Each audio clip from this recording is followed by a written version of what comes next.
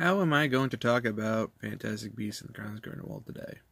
Well, hello everybody, it's Steve Cuomo here with Steve Cuomo's Hangout, and today's video is going to be my personal take, my personal review, my thoughts, my theories on Fantastic Beasts, the Crimes of Grindelwald. I saw this movie last week on the Fantastic Fandom event, which was last Tuesday. Here's a picture of me with a few friends of mine who went to go see it. I went to go see it again with another friend of mine, just so I could get the overall aspect of the film, just so, basically, it was just an excuse for me to go see it again. I loved it that much. What I liked about the movie is that we get to go to Paris, we get to see so many different amazing creatures, we get to go back to Hogwarts, we get to see some new characters, and we get to see Nicholas Flamel, we get to see the Sorcerer's Stone, and we get to see Minerva McGonagall. Wait, we get to see Minerva McGonagall? That's what I didn't understand about the movie. We see Minerva McGonagall when she was clearly born in 1935, and the movie takes place before she was born. It says in the books, in Harry Potter and the Order of the Phoenix, when Professor McGonagall tells Dolores Umbridge she had been working in the school for 30 years. In the movie, she's already working there. I don't understand that. I just don't. J.K. Rowling, I love you, but seriously, what were you thinking in regards to this movie? Now, don't get me wrong. The overall movie in its entirety is a great movie. I am a huge Harry Potter fan. I am a huge fan of the Wizarding World through and through, and I will always be a Harry Potter fan. I will always cling to the books. I will always watch the movies. I will always love the world she created. However, this movie really makes me question why she's even writing the movies the way she is. I understand this movie is going to be 5 movie series, but still, there's a lot of plot holes and a lot of things that I really don't understand about the movie. So, first thing first, Queenie basically abducting Jacob. She basically just kidnapped him right out of the blue. She kidnapped Jacob, and when Jacob called her out on it, she basically just cried and left. So, moving forward. As I said, we get to see a whole array of new characters, such as Yusuf Kama, Lita Lestrange, and we have a little bit of a taste of who they are, but were they really necessary? Was seeing Lita Lestrange really necessary? Was seeing Yusuf Kama really necessary? Was Nagini, of all things, really necessary to the film? I'm not trying to discredit the person who plays Nagini. I think she did a phenomenal job portraying the role of a snake, which incidentally kills Snape in the long run. Not trashing her. She did a good job, but J.K. Rowling, was she really needed in the film? I don't think so. And I really don't think that we needed to have this whole elaborate thing just to explain who Credence was in the end.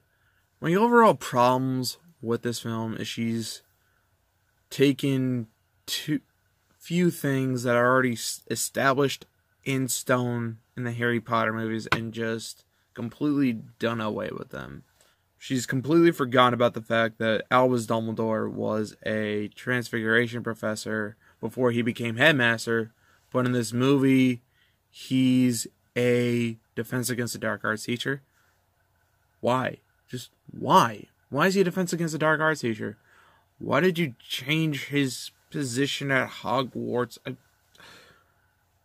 Look, I don't understand why she did the thing she did in this movie. I just wish there could have been a lot more better things about this movie. I really do. But, as I said before, I really like this movie. I loved it. I am a huge Harry Potter fan. I will always go see Fantastic Beasts.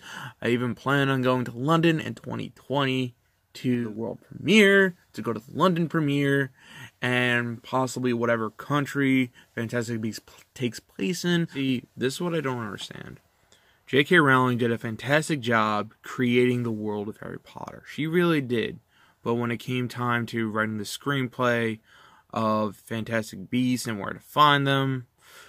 I'm sorry, it really just doesn't quite work in this particular instance. Like I said before, Minerva McGonagall, she teaches at Hogwarts way before she was even born.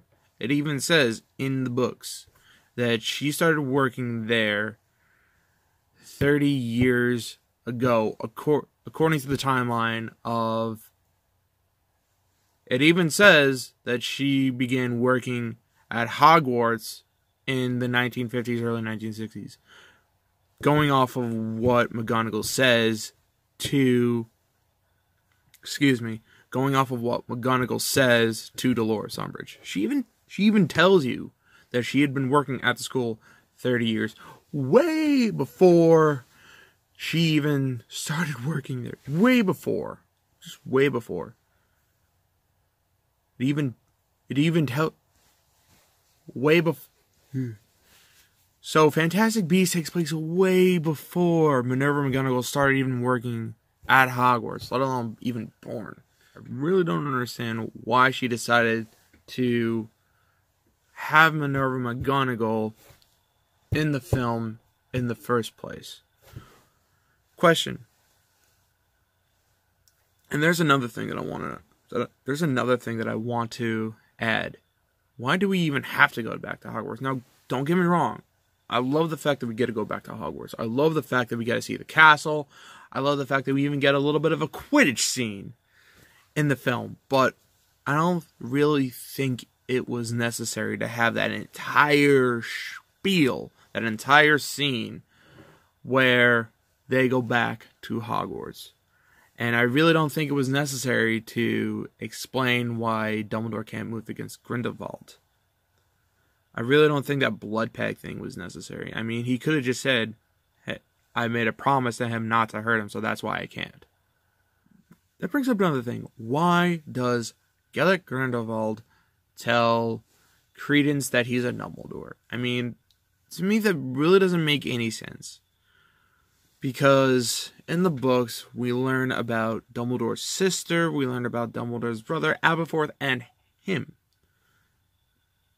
In the entire book series, we don't necessarily know, or J.K. Rowling doesn't tell us that he has another relative, or he has another brother in that respect.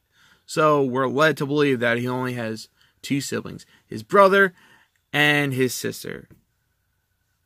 Why do we need another Dumbledore? I have no idea. I really don't. So that's it for this video, guys. If you liked it, please give it a thumbs up. And if you haven't subscribed to my channel already, please subscribe. And for those hardcore Harry Potter fans, for those hardcore Fantastic Beasts fans, please do not get me wrong. I've honestly loved Fantastic Beasts and the Crimes of Grindelwald. I just think it could have been made just a little bit better. Just a little bit. That's it. Have a good day, guys.